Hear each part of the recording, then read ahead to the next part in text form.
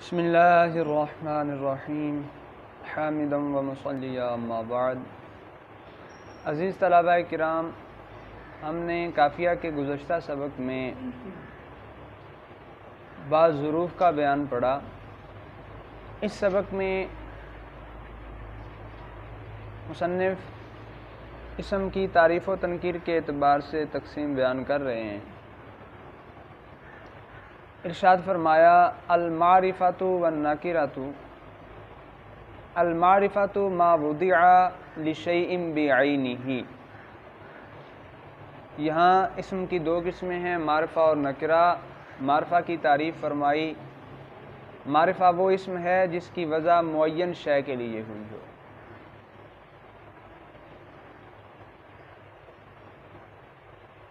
لشیء بعینہ کی قید کے ساتھ نکرہ سے اعتراض کیا کیونکہ اس کی وضع معین شے کے لیے نہیں ہوتی۔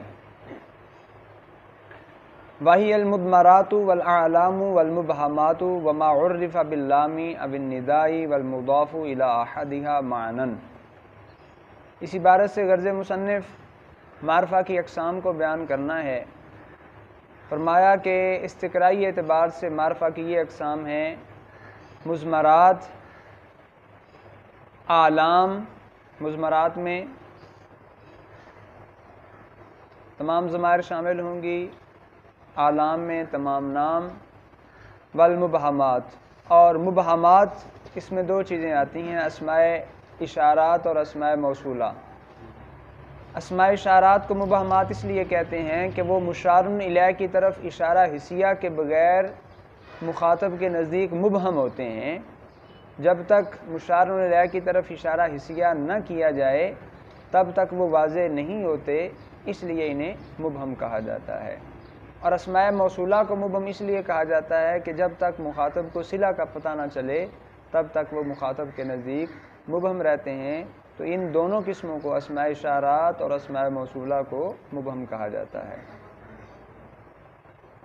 تو دو قسمیں اس میں آ گئیں، چار ہو گئیں۔ اس کے بعد ہے وما عرف باللام، وہ اسم جس پر الف لام آئے، چاہے الف لام جنس کا ہو، استغراق کا ہو، عاد خارجی ہو، تو اس سے وہ معرفہ ہو جاتا ہے۔ اور چھٹا وہ اسم جس سے پہلے حرف ندا ہے، وہ بھی حرف ندا کے آنے کی وجہ سے خاص ہو جاتا ہے۔ اور ساتواں وہ اسم جو معرف بالندا کو چھوڑ کر باقی پانچ اقسام میں سے کسی ایک کی طرف معنوی اعتبار سے مضاف ہو، یعنی اس میں اضافت لفظیہ نہ ہو، اضافت معنویہ ہو، تو پھر وہ بھی معرفہ ہو جاتا ہے۔ تو یہ ٹوٹل 7 اقسام ہیں: مضمرات، اعلام، اسماء اشارات، اسماء موصولہ، معرف باللام، معرف بالندا، اور معرف بالندا کو چھوڑ کر باقی 5 اقسام میں سے کسی ایک کی طرف اضافت معنویہ کے ساتھ جو مضاف ہو وہ بھی معرفہ ہوتا ہے۔ اس سے آگے فرمایا العالم ما وضع لشیء بعینہ غیر متناول غیرہ بوضع واحد۔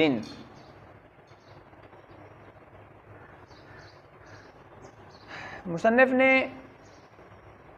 معرفہ کی اقسام میں سے صرف علم کی تعریف کی، باقی مضمرات، مبہمات، معرف باللام، معرف بالندا وغیرہ کی تعریف نہیں کی۔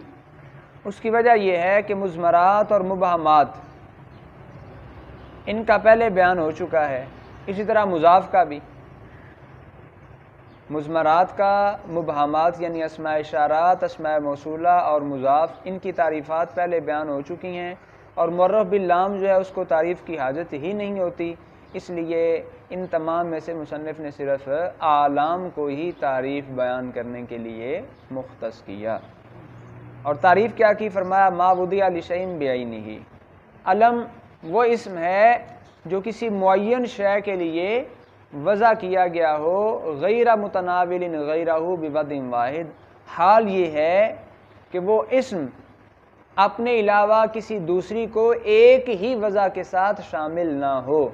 جیسے لفظ زید ہے، اس کی وضع ذات زید کے لیے ہوئی، ایک بندے کے لیے والدین نے اس کا نام زید رکھا، اب یہ بندہ جس کے لیے اس کے والدین نے زید نام رکھا ہے، یہی نام اگر کسی دوسرے اور بچے کے لیے، شخص کے لیے زید رکھا جاتا ہے تو یہ اس کا نام نہیں ہوگا بلکہ اس کے لیے ایک اور الگ وضع کے طور پر ہوگا. تو یہ بِوَضْعٍ واحد کی قید کے ساتھ اوضاع متعددہ جو ہیں ان سے احتراز کیا ہے.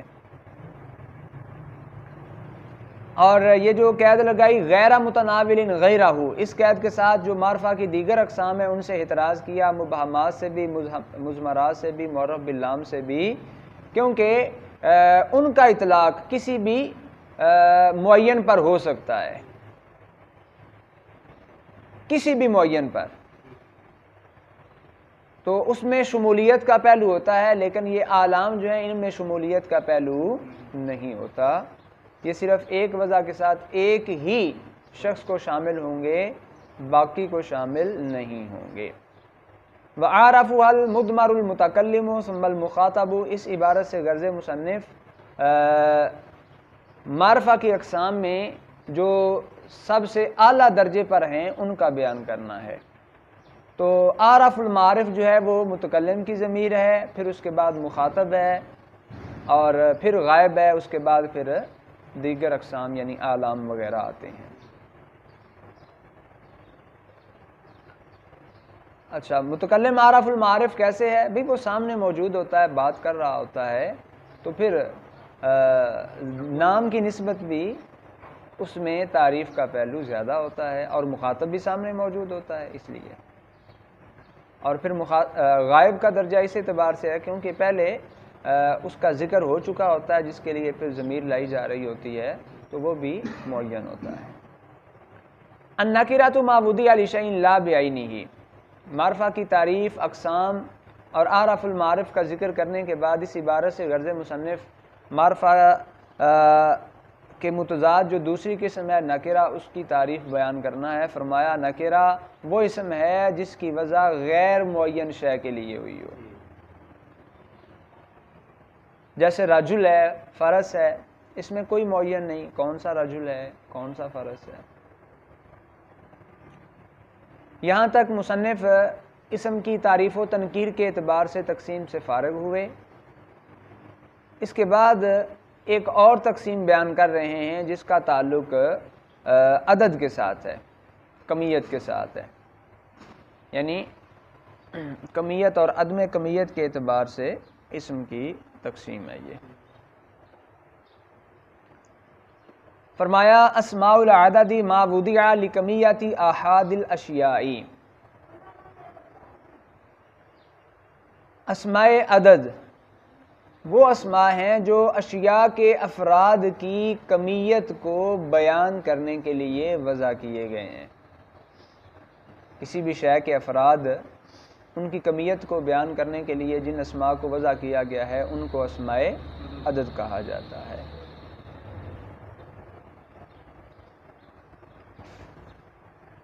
اصولها 12 کلمۃ واحد الی 10 و 100 و 1000. تقول واحد، اثنان، واحدۃ، اثنتان و ثنتان و ثلاثۃ الی 10 و ثلاث الی 10 و 11 12 11 12 و 12 و 13 الی 19 و 13 الی 19 و تمیم تکسر الشین فی المؤنث. اس عبارت سے غرض مصنف اسماء اعداد کے جو اصول ہیں، بنیادی اعداد ہیں جن سے آگے پھر جتنا مرضی بڑے سے بڑا عدد بنانا مقصود ہو بنایا جا سکتا ہے، ان اصول اعداد کو بیان کرنا ہے. پھر اصول اعداد کے بعد مفردات میں ان کی مثالیں، پھر مرکبات میں. تو فرمایا کہ اصول اعداد 12 ہیں، 1 سے لے کے 10 تک، اور 100 اور 1000. 1 2 3 4 یعنی واحد، اثنان، ثلاث، اربع، خمس، ست، سب، ثمان، تس اور 10.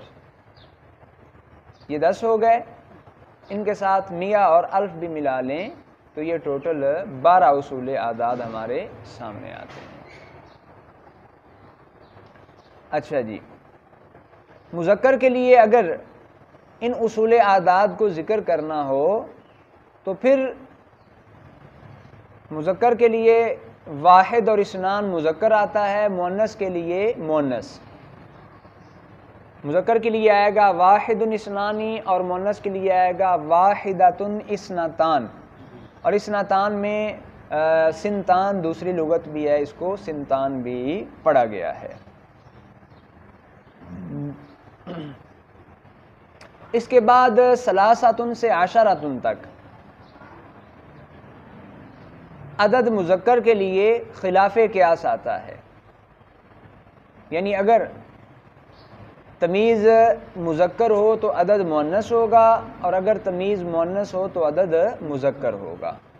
ثلاثۃ رجال عشرۃ رجال، اور مؤنث میں ثلاث نساء عشر نساء۔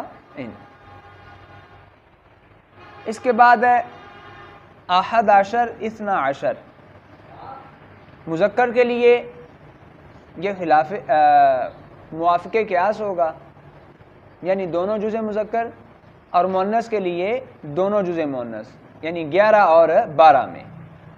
مذکر کے لیے آئے گا احد عشر رجلا اثنا عشر رجلا، اور مؤنث کے لیے احدا عشرۃ امرأۃ اثنتا عشرۃ یا سنتا عشرۃ امرأۃ۔ اس کے بعد آگے ہے ثلاثۃ عشر، 13 سے لے کے 19 تک۔ اس میں پہلی جز خلاف قیاس آتی ہے اور دوسری جز موافق قیاس آتی ہے، یعنی ثلاثہ تسعہ تک مذکر کے لیے مؤنث آئے گا اور مؤنث کے لیے مذکر آئے گا، جبکہ عشر جو ہے یہ مذکر کے لیے مذکر اور مؤنث کے لیے مؤنث۔ اب ہم یوں کہیں گے ثلاثۃ عشر رجلا تسعۃ عشر رجلا، اور مؤنث کے لیے کیا کہا جائے گا؟ ثلاث عشرۃ امرأۃ اور تسع عشرۃ امرأۃ۔ وتمیم تکسر الشین فی المؤنث سے غرض مفسر، غرض مصنف جو ہے وہ یہ بیان کرنا ہے کہ یہ جو عشرہ مؤنث کے ساتھ آ رہا ہے مرکبات کے اندر، یعنی ثلاث عشرۃ سے لے کے تسع عشرہ تک، اس میں شین کے اعراب کے حوالے سے اہل حجاز اور بنو تمیم کا اختلاف ہے۔ اہل حجاز کے نزدیک یہ شین ساکن ہوگی، اور بنو تمیم کے نزدیک یہ شین مکسور ہوگی۔ اہل حجاز اس کو یوں پڑھتے ہیں تسع عشرۃ، اور بنو تمیم اس کو پڑھتے ہیں تسع عشیرۃ، یعنی ثلاثہ عشیرۃ سے لے کے تسع عشیرۃ تک یہاں شین ان کے نزدیک مکسور ہوگی۔ وجہ کیا ہے؟ دراصل بنو تمیم جو ہے ایک ہی کلمے کے اندر پے در پے 4 فتحہ سے بچنے کے لیے ایسا کرتے ہیں۔ عشرۃ، تو 4 مسلسل زبریں آ رہی ہیں، اس سے بچنے کے لیے وہ کیا کرتے ہیں؟ کہتے ہیں جی شین کو کسرہ دیا جائے گا، عشیرۃ پڑھا جائے گا۔ جبکہ اہل حجاز جو ہیں وہ بھی انہی 4 سے بچنے کے لیے شین کو ساکن پڑھ دیتے ہیں۔ ان کے نزدیک وجہ کیا ہے؟ بے شین کو سکون جو ہوتا ہے بہرحال حرکت کی نسبت خفیف ہوتا ہے، تو بچنا ہی ہے تو پھر ایسی چیز سے بچا جائے جس میں خفت ہو، لہٰذا اس کو ساکن پڑھا جائے گا۔ اہل حجاز کے نزدیک مکسور یا مفتوح نہیں پڑھا جائے گا۔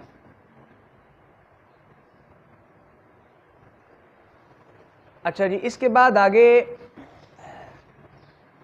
مفردات واحد سے عشرہ تک بیان کیے، پھر احد عشر سے 9 عشر مرکبات کا بیان کیا، لیکن جو عطف کے بغیر ہوتے ہیں۔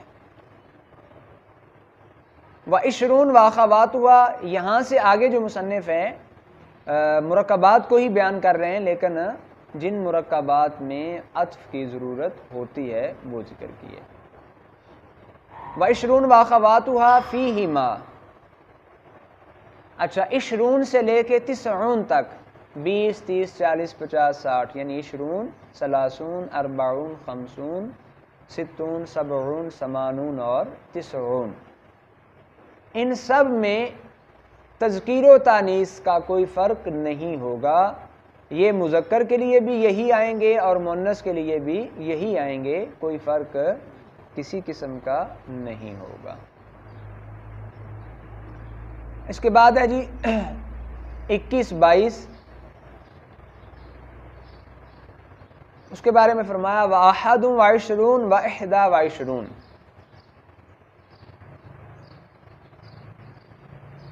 اگر ہم 20 تا 90 کے ساتھ احد تا 90 لے کے آتے ہیں تو اس میں طریقہ کار یہ ہوگا کہ احد اور 20 کے درمیان ہمیں حرف عطف لانا پڑے گا، عطف کے ساتھ انہیں استعمال کیا جائے گا، یعنی احد وعشرون واحدہ وعشرون ثم بالعطف بلفظ ما تقدم الى 99، یعنی 99 تک پھر اسی ترتیب سے چلا جائے گا حرف عطف کے ساتھ، یعنی ما قبل جو مفردات بیان ہوئے ان کو جب ان اعداد کے ساتھ لے کر آئیں گے تو پھر حرف عطف درمیان میں لے کے آئیں گے۔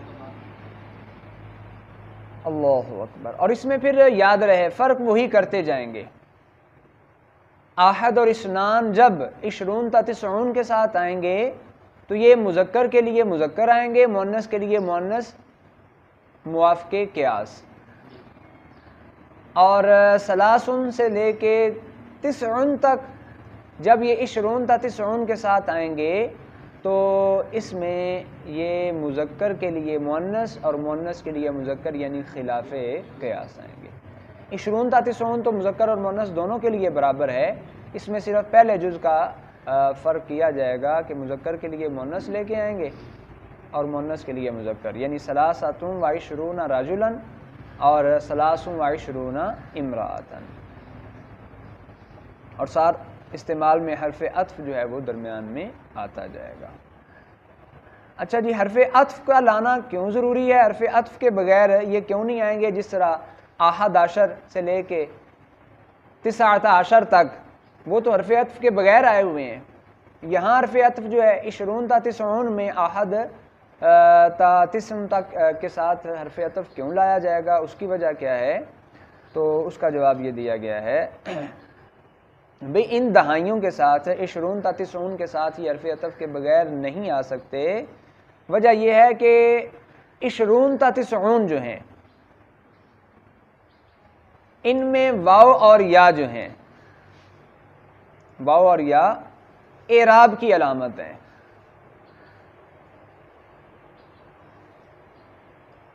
اور ان کی جو ترکیب ہو اگر ہم اس کو مرکب بنا کے حرف عطف کے بغیر پڑھ دیں، جس طرح احد عشر کو مرکب بنا کر حرف عطف کے بغیر پڑھ رہے ہیں تو یہ ترکیب جو ہے وہ بنا کا سبب ہے، یعنی اس کو مبنی بناتی ہے۔ یہی وجہ ہے کہ احد عشر سے لے کے 19 عشر تک ہم ان اجزاء کو کیا پڑھتے ہیں؟ مبنی، وہ معرب نہیں ہوتے۔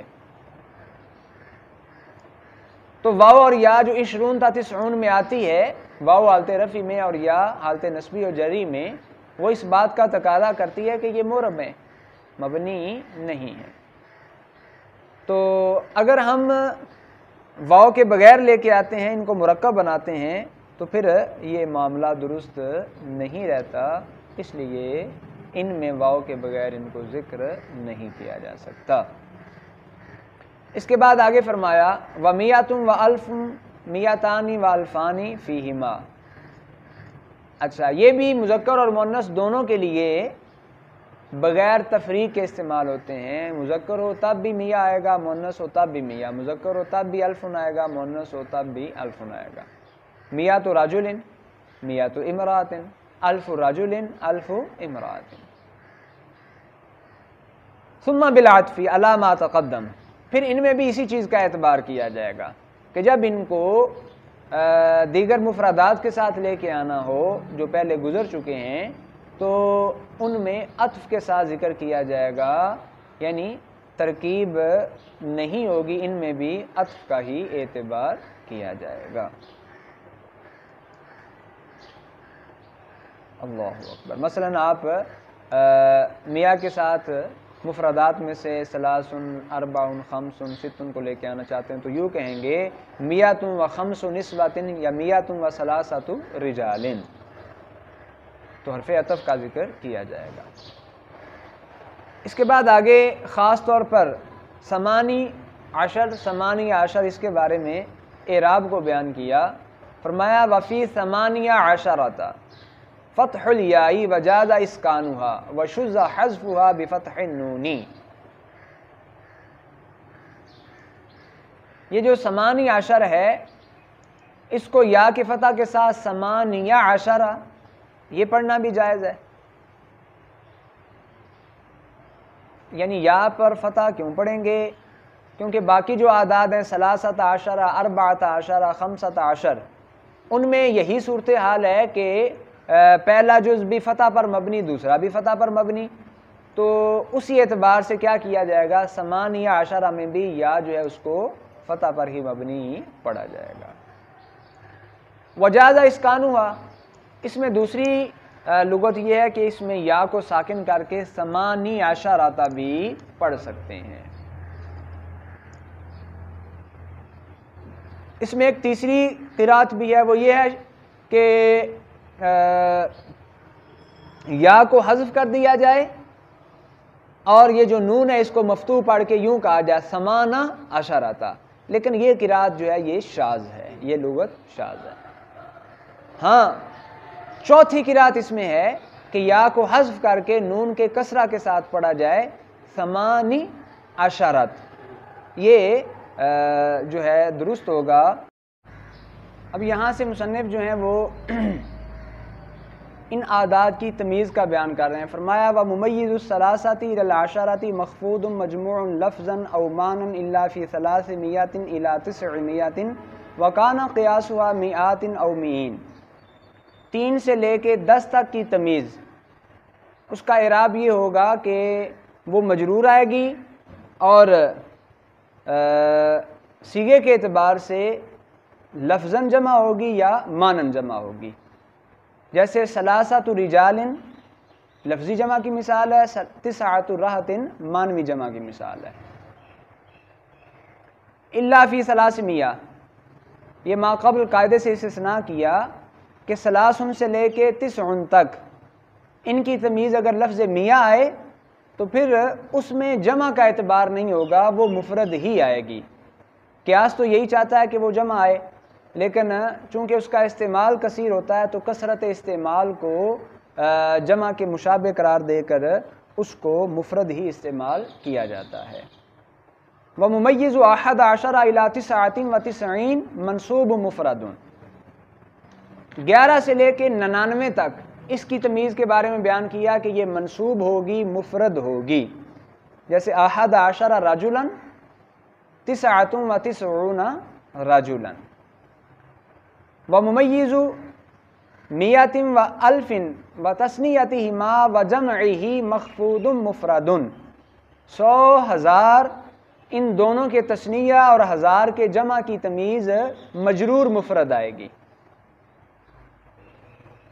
تثنیہ میں ضمیر تثنیہ کی ذکر کی اور جمع میں مفرد کی ذکر کی, اشارہ اس بات کی طرف ہے کہ میاں اور الف دونوں کا تثنیہ آتا ہے اور دونوں میں تثنیہ کے اندر جو تمیز ہوگی وہ مجرور مفرد ہوگی, لیکن جمع صرف 1000 کا. اب وَإِذَا كَانَ الْمَعْدُودُ مُؤَنَّثًا وَاللَّفْظُ مُذَكَّرًا أَوْ بِالْعَكْسِ فَوَجْهَانِ سے مصنف خاص طور پر ثلاثۃ سے لے کے عشرۃ کے حوالے سے ایک مخصوص ضابطہ اور قاعدہ اور صورتحال بیان کر رہے ہیں، اور وہ یہ ہے کہ اگر عدد مؤنث ہو اور لفظ مذکر ہو، عدد مؤنث اور لفظ مذکر ہو یا اس کا الٹ ہو، یعنی عدد مذکر اور لفظ مؤنث ہو، تو اس میں دو صورتیں جائز ہیں۔ مثال کے طور پہ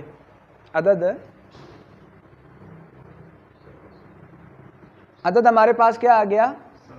مؤنث، اور لفظ کیا آ گیا؟ مذکر۔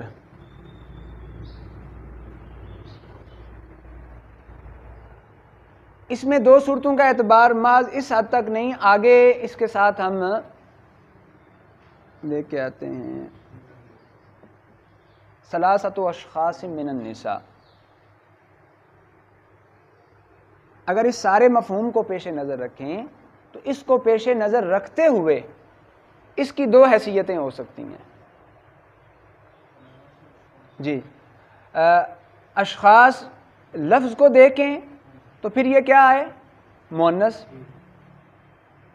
ضابطہ یہی ہے نا 3 سے 10 تک، اگر تمیز مؤنث ہو تو عدد مذکر ہوگا، اور اگر تمیز مذکر ہو تو عدد مؤنث ہوگا۔ اب اگر ہم لفظی طور پر دیکھیں تو تمیز یہاں کیا ہے؟ مذکر، عدد مؤنث۔ اور اس میں اگر ہم معنی کا اعتبار کریں، یہ ہے لفظ کا اعتبار، اگر معنی کا اعتبار کریں تو معنوی اعتبار سے ہم اس کو یوں بھی پڑھ سکتے ہیں ثلاث اشخاص من النساء۔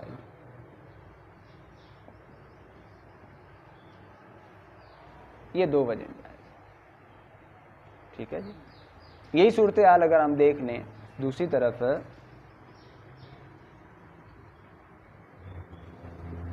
ثلاث نفوس من الرجال اور ثلاثات، اس میں بھی لفظ اور معنی کا اعتبار کرتے ہوئے اس کو دونوں طرح پڑھ سکتے ہیں، ثلاثن بھی اور ثلاثتن بھی۔ اس کے بعد آگے فرمایا جی ولا یمیز واحد و اثنان استغنان بلفظ التمییز عنہما مثل رجل و رجلان لافادۃ النص المقصود بالعدد۔ ایک اور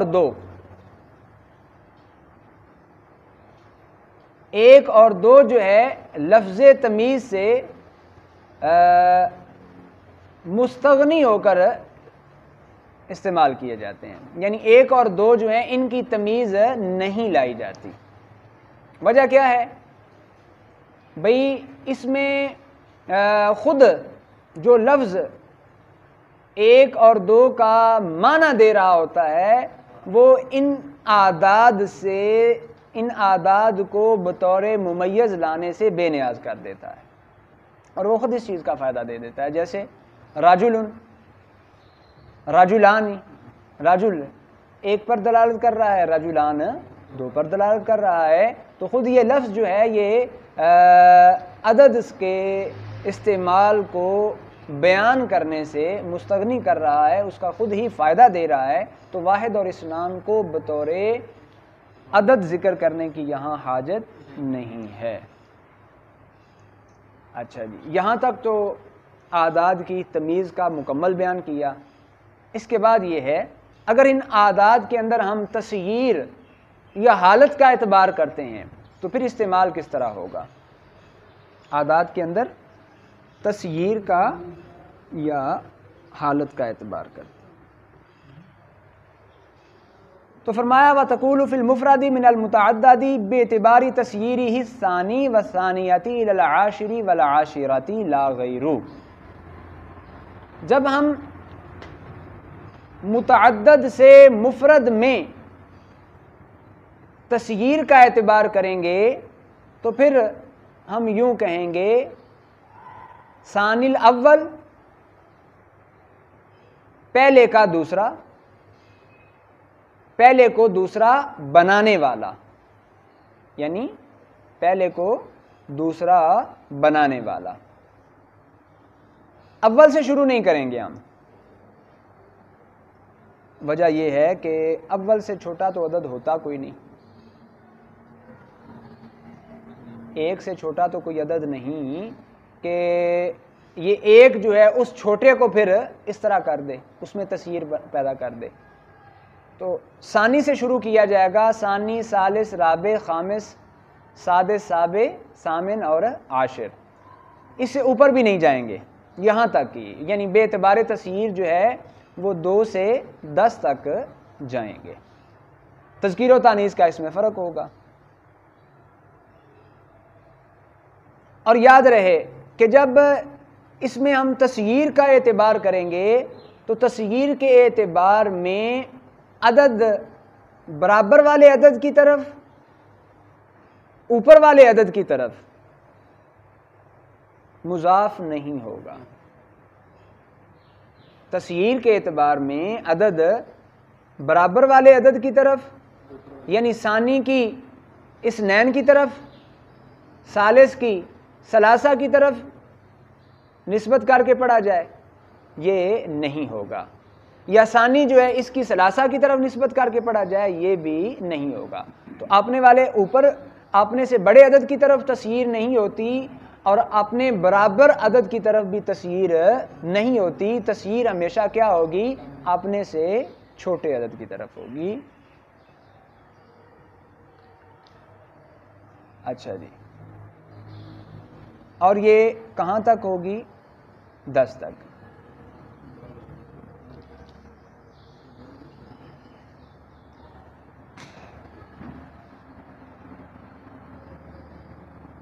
اچھا 10 سے اوپر کیوں نہیں ہو سکتی؟ بھئی 10 سے اوپر اس لیے نہیں ہو سکتی کہ 11، 12، 13 یا اس سے اوپر جتنا بھی لے جائیں، ان کے لیے کوئی فعل نہیں جو تصغیر کا معنی دے کہ اس سے پھر اس میں فاعل مشتق کر کے اس تصغیر کے معنی کو حاصل کیا جا سکے. کیونکہ یہ سارے اس میں فاعل آ رہے ہیں نا. تصغیر بنانے کے عمل میں جو پہلا صیغہ ہوگا وہ کیا ہوگا؟ اس میں فاعل کا، ثانی، ثالث، رابع، ثانیہ، ثالثہ، رابعہ. تو احد عشر یا اس سے اوپر اس میں کوئی ایسا صیغہ آ نہیں سکتا، اس میں فاعل آ نہیں سکتا تو یہ معنی دے سکتا ہو. تو اس کا اعتبار صرف عاشر تک ہوگا، اس سے اوپر نہیں ہوگا.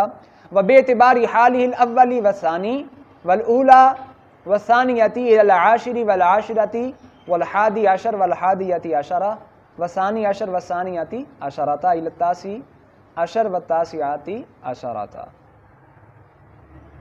اچھا، لیکن اگر ہم اس میں تصغیر سے ہٹ کے متعدد سے مفرد میں حالت کا اعتبار کرتے ہیں تو پھر حالت میں ہم یوں کہیں گے: اول، ثانی، ثالث، اور اسی طرح اولا، ثانیہ، اس طرح ہم کہیں گے. اسی طرح حادی عشر، حادیہ عشرہ، ثانی عشر، ثانیہ عشرہ، تاسع عشر، تاسعۃ عشر، یہاں تک. تو اگر حالت کا اعتبار مقصود ہو تو حالت کے اعتبار کے اندر عاشر سے بات اوپر بھی جا سکتی ہے. اللہ اکبر.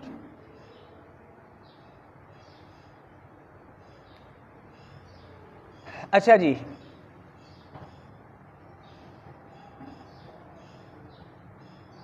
اس کے بعد آگے فرمایا وَمِن ثَمَّ قِيلَ فِي الْأَوَّلِ وَثَالِثُ اثْنَيْنِ اے مُسَيِّرُهُمَا ثَلَاثَةً مِّن ثَلَّثْتُهُمَا وَفِي الثَّانِي ثَالِثُ ثَلَاثَةٍ أَيْ أَحَدُهَا وَتَقُولُ حادی عشر أحد عشر على الثاني خاصة وإن شئت قلت حادی أحد عشر إلى تاسع تسعة عشر فتعرب الأول.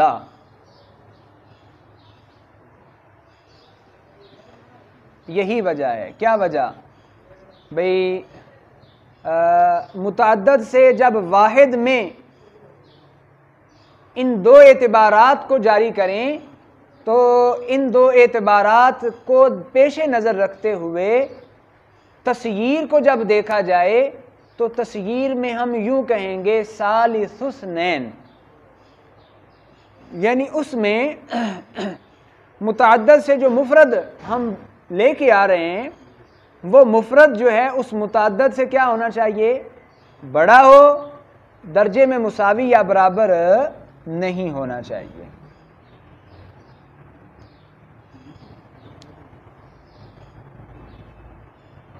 اور اس میں فاعل کی اضافت اپنے سے جو کم درجے والا عدد ہے اس کی طرف ہوگی، برابر والے یا بڑے عدد کی طرف نہیں ہوگی.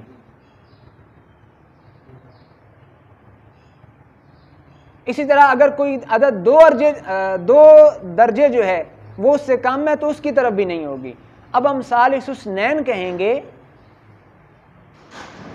اور رابع الثلاثہ کہیں گے، ہم رابع اثنین نہیں کہہ سکتے، رابع الاربع نہیں کہہ سکتے، رابع الخمسہ نہیں کہہ سکتے. یعنی تسییر میں اگر دیکھا جائے تو تسییر کے اندر کس چیز کا اعتبار ہوگا؟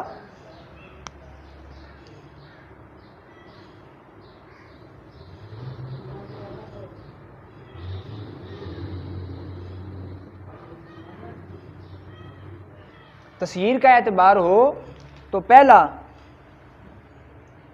عدد جب دوسرے کی طرف لے کے آئیں تو دوسرے میں کن چیزوں کو دیکھنا ہے؟ دوسرا عدد ایک درجہ چھوٹا ہو، بس ایک درجہ، جیسے ثالث اثنین.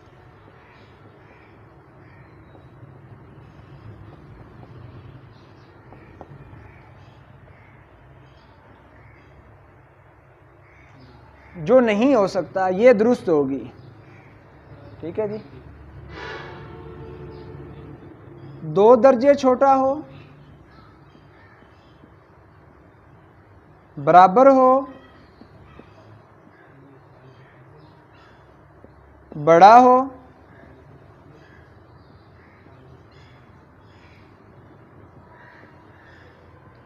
یہ تینوں صورتیں ہی جائز کس میں؟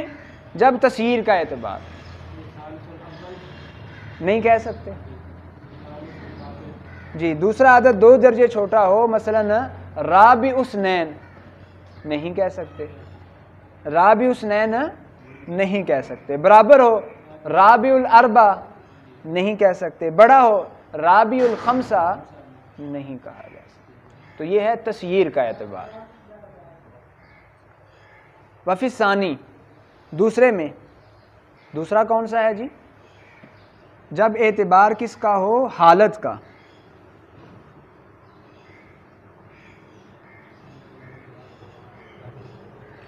اگر حالت کا اعتبار ہو تو حالت میں ایک عدد جو دوسرے عدد کے مساوی ہے اس کی طرف اضافت ہوگی.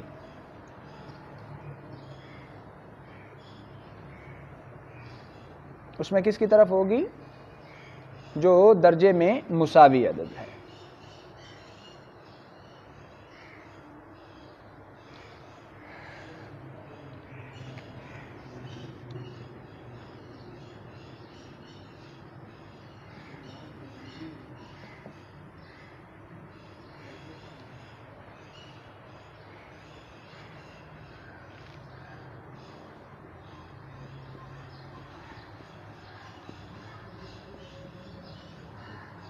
دوسرا عدد درجے میں مساوی ہو، اس کی مثال جیسے مصنف نے بیان کی ثالث ثلاثہ.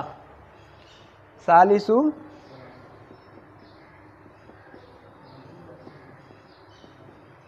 اب یہ دوسرا عدد درجے میں مساوی ہے پہلے کے، اور مطلب اس کا کیا ہے؟ ثالث اثنین جب ہم تصغیر کا اعتبار کریں تو مطلب کیا ہوتا ہے کہ دو کو تین بنانے والا، اور جب حالت کا اعتبار کریں ثالث ثلاثہ، اس کا مطلب یہ ہوتا ہے تین میں سے ایک، تین میں سے ایک، تین کا تیسرا، تین کا تیسرا، تین میں سے ایک یا تین کا تیسرا. اچھا اس میں ایک اور چیز بھی ہوتی ہے، حالت کا اعتبار، اس میں جو اس سے اوپر والا درجے کا عدد ہے اس کی طرف بھی اضافت ہو جاتی ہے. دوسرا عدد درجے میں مساوی ہو، دوسرا عدد درجے میں بڑا ہو.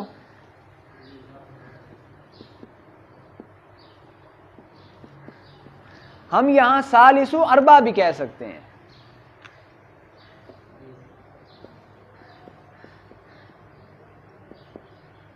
یہ بھی اس میں جائز ہوگا. اس طرح ثالث و خمسہ 2 درجے،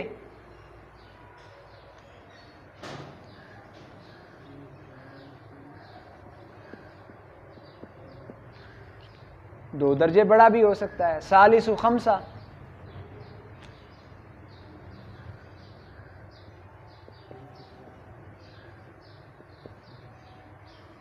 ٹھیک ہے جی، یہ 1 درجہ بڑا ہے، یہ 2 درجے بڑا ہے. ایسا بھی اس میں ہو سکتا ہے. کب؟ جب حالت کا اعتبار کیا جائے. اور اس میں پھر 11 اس سے اوپر 19 وہاں تک حالت کا اعتبار کیا جا سکتا ہے. اگر 11 میں کریں تو ہم یوں کہہ سکتے ہیں 11 11 11 کا 11واں. الثانی، الثانی سے اشارہ اس طرف ہے کہ اس میں صرف حالت کے اعتبار سے یہ کہا جا سکتا ہے، تسییر کے اعتبار سے یہ نہیں کہا جا سکتا. یعنی الثانی خاصتاً صرف حالت کے اعتبار سے یہ کہا جا سکتا ہے. وَإِنْ شِئْتَ قُلْتَ حادی 11 إِلَى تاسع 19 فَتُورِبُ الْأَوَّلَ.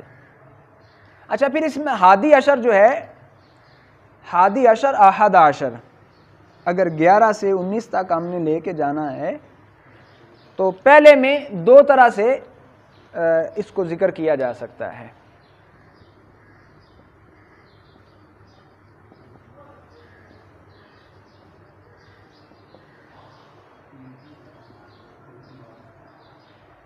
حادی عشر 11 11 کا 11واں.